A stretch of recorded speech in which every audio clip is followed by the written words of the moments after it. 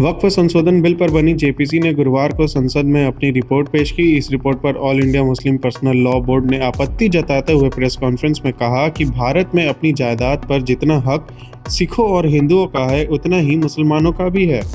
इसके अलावा personal law board ने उठाए बिल पर सवाल किए, जिसमें उन्होंने कहा कि इसी के अंतर्गत सिख अपनी जायदाद चलाते हैं, इसी तरह हिंदू भी स्वतंत्र है। हमें इस पर कोई एतराज़ नहीं है, लेकिन जितना हक हिंदुओं और सिखों का है, उतना ही मुसलमानों का भी है। लेकिन नए कानून के मुताबिक 2 गैर मुसलमानों को वक्फ बोर्ड में रखा जाएगा और इसमें सरकार की ओर से जो अधिकारी होगा वो मुसलमान हो, ये भी ज़रूरी नहीं है। इसके साथ ही all India Muslim personal law board के अध्यक्ष खालिद सैफुल्लाह रहमानी ने कहा कि ये कहना फिजूल है कि पूरे देश एक दिन वक्फ बोर्ड का हो जाएगा। ये सब सरकार की ओर से फैलाई जा रही है। हमारी वक्फ की लड़ाई में हिंदू मुसलमानों की बात ही नहीं है, ये सिर्फ हमारे हक की लड़ाई है। ये हुकूमत से लड़ाई है। सभी इंसाफ पसंद हिंदुओं से भी उम्मीद है कि वे हमारा साथ देंगे।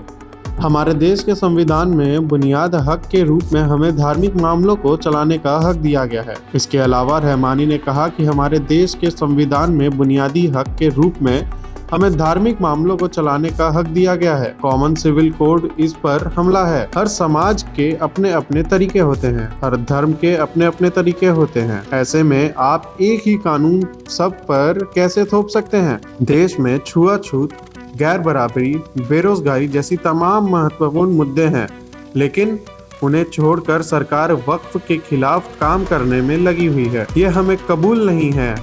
हम इसके खिलाफ अंत तक लड़ेंगे। हुकूमत को चाहिए कि भाईचारे का ख्याल रखा जाए।